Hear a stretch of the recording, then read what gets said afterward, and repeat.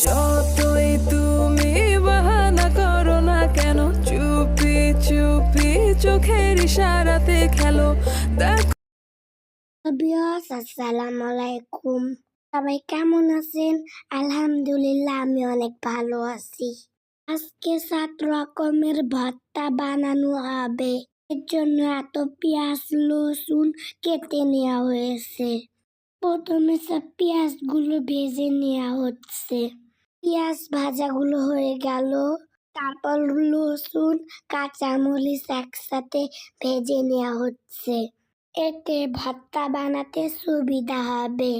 পেঁয়াজ রসুন কাঁচামরিচ ভাজা হয়ে গিয়েছে।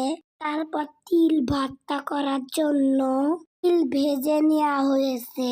তারপর গরম গরম তিল পাতায় বেটে নেওয়া হচ্ছে। তিল ঠান্ডা হয়ে গেলে তিল বাটা ভালো হয় না। প্রথমে তিল ভর্তা করে নিল। এই যে ভর্তা হয়ে গেছে। তারপর চিংড়ি মাছ সুতি করার জন্য সিদ্ধ করে ভেজে নিল। তারপর ভর্তা করার জন্য কাঁচকলা সিদ্ধ করে নিয়েছে। চিংড়ি মাছ ভর্তা করার জন্য পাতায় বেটে নিচ্ছে। চিংড়ি মাছ সিদ্ধ করার সময় একটু হলুদ দিয়েছিল যাতে কালারটা সুন্দর হয়। চিংড়ি মাছ ভর্তা হয়ে গিয়েছে।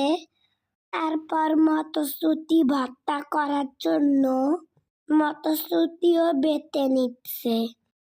প্রথমে ভর্তা করার জন্য সব রেডি করে নেওয়া হলে ভর্তা করতে কষ্ট কম হয়। এবার কাঁচকলা ভর্তা করা হবে। দেখে মনে হচ্ছে যে অল্প সময় ভর্তা হয়ে গেল, কিন্তু না, ভর্তা করতে অনেক সময় লাগে। এবার ধনিয়ার পাতা ভর্তা করা হচ্ছে। এই ভর্তাটা মনে হয় কম বেশি সবার পছন্দ। এবার পাতা ধুয়ে পাতা শুকিয়ে কালো জিরা ভর্তা করা হচ্ছে। এই তো কালো জিরা ভর্তাও হয়ে গেল। এখন সব শেষে ইলিশ মাছের লেজ ভর্তা করা হবে। লেজটা ভালোভাবে ভেজে নেওয়া হয়েছে। তারপর কাঁটাগুলো বেছে নেওয়া হলো। তারপর সুন্দর করে মাখিয়ে নেওয়া হচ্ছে। এত ভর্তার আসল লুক।